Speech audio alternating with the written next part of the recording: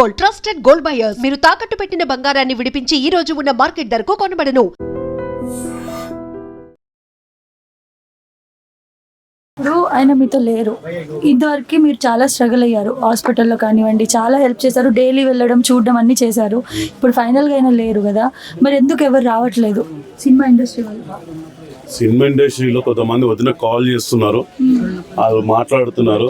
Actually ఏంటంటే ఓ schedule plan చేసుకుంటే ఒక 1 వీక్ బిఫోర్ ప్లాన్ చేసుకుంటారు.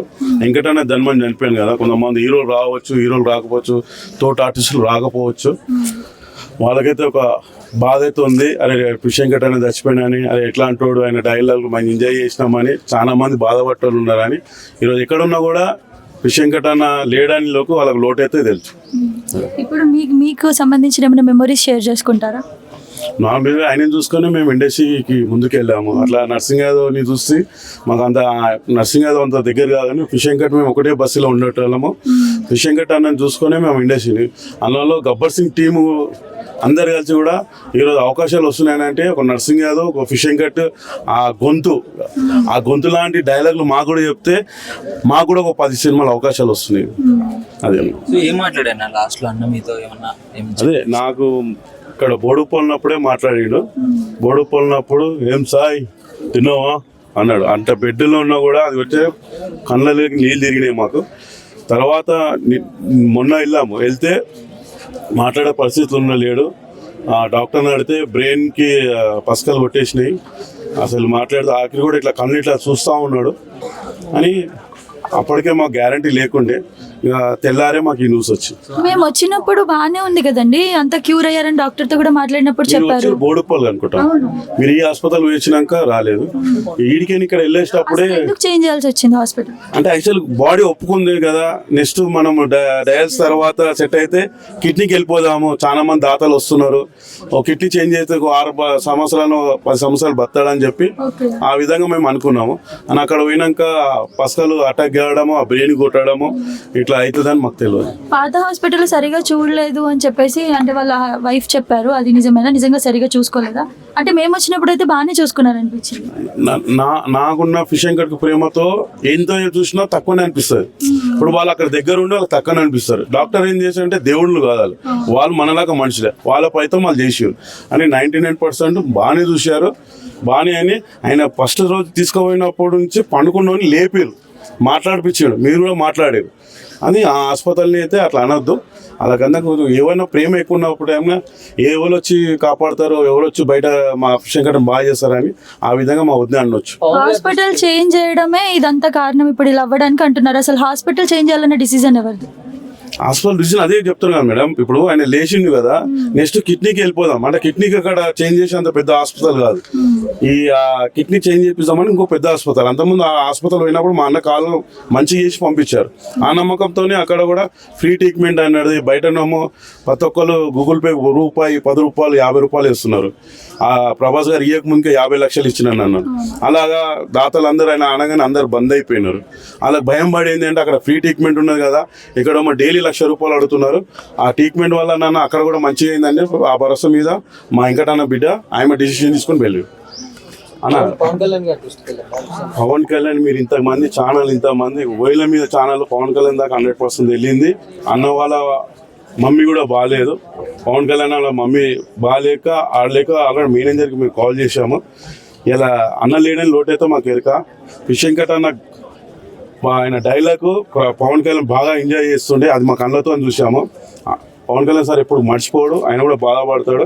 మా ఛానల్ తరఫు నుంచి 2 lakhs రీసెంట్గా అంటే హాస్పిటల్ మంచిగా ఉన్నప్పుడు నాకేమో సాయం చేయమంటే మీ అకౌంట్ నెంబర్ పంపించానని వీళ్ళకి కూడా తెలియదు. వాళ్ళ అకౌంట్లో కొడితే పవన్ కళ్యాణ్ సార్ 2 లక్షలు పడ్డాయని చెప్పి చాలా ఛానల్ కూడా మా వెంకటన్న చెప్పిండు.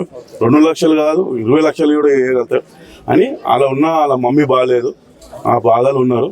వాళ్ళ మమ్మీ 100 ఏళ్ళు బతకాలి. మా వెంకటన్న వాళ్ళ మిషన్ తీసుకెళ్ళి మా ఉద్యమం తీసుకొని పవన్ కళ్యాణ్ తీసుకెళ్ళి ఏమైనా వెళ్ళిపోయి మేము గబ్బర్ సింగ్ టీం అడుగుతాం. సో అన్న ఆర్థిక పరిస్థితి ఎలా ఉంది ఫ్యామిలీది? అన్న చేస్తేనే ఫ్యామిలీకి మనీ అని తెలుస్తుంది కదా, ఇప్పుడు అన్న లేడు, వాళ్ళ ఆర్థిక పరిస్థితి ఎలా ఉంటుంది?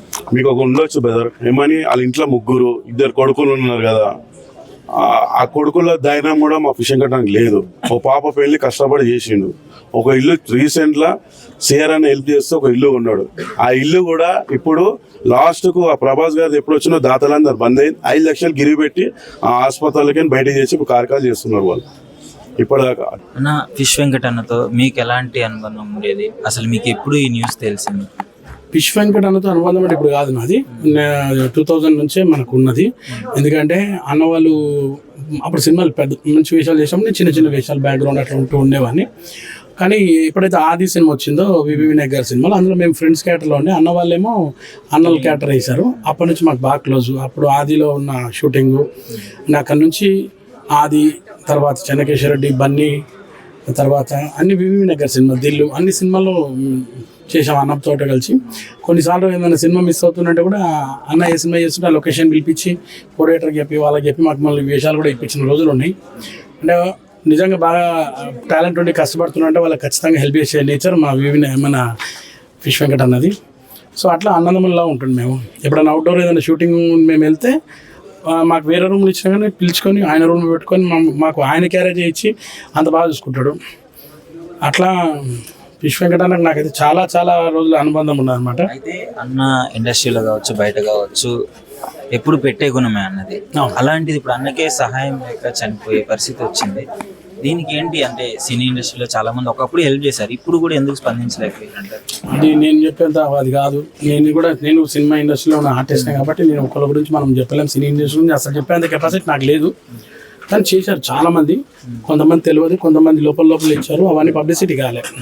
కొంతమంది ఎట్లా అంటే టీవీలో కనబడాలని, యూట్యూబ్లో కనబడాలని ఇచ్చిన వాళ్ళు లేరు. ఒక పెద్ద టాప్ హీరో కూడా, టాప్ అంటే టాప్, అంత పెద్ద హీరో లాస్ట్ టైం మస్తు పైసలు ఇచ్చాడు. ఇంకోటి అండి, ఇప్పుడు చాలా మంది రావాలి కదా, మరి ఇండస్ట్రీ నుంచి ఎవరు రాలేదు. ఇన్ని సినిమాలు చేసిన తర్వాత కూడా ఇప్పటికీ అసలు ఒక్కరు కూడా చూడడానికి రాలేదు. ఎందుకు వస్తుండొచ్చు, చూద్దాం. ఎందుకంటే ఒకవేళ చూడాలి, ఎందుకంటే ఇది చాలా లాంగ్ ఉంటుంది మన ఇండస్ట్రీకి. ఇది మేము ఉన్న ప్లేస్ ఇది ఏమైనా ఏరియా ఇది అడ్డగుట్ట. చాలా మందికి ప్లేస్ కూడా తెలియదు. ఇదే ఒకవేళ ఏ జూబ్లీస్ ఏదో ఉండుంటే అందరూ అడిగి వచ్చేవాళ్ళు.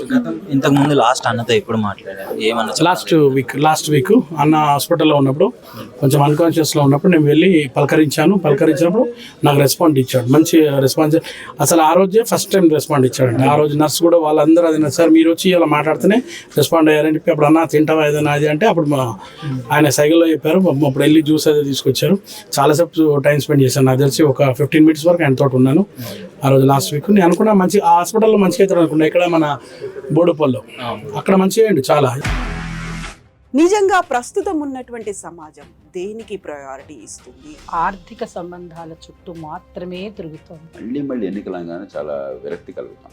మంచి అనిపిస్తుంది కదా, లేడీస్ కూడా ఛాలెంజింగ్ జాబ్స్ చేసినప్పుడు చాలా బాగుంటది. ట్రాఫిక్ అసిస్టెంట్స్ గా నియమించిన ట్రాన్స్జెండర్స్ అందరితో సాల్యూట్ చేయించుకుంటున్నారు. ఫుడ్ డెలివరీ ఇవ్వటానికి వెళ్ళినటువంటి డెలివరీ బాయ్ అనిల్ పై కళ్ళ ముందు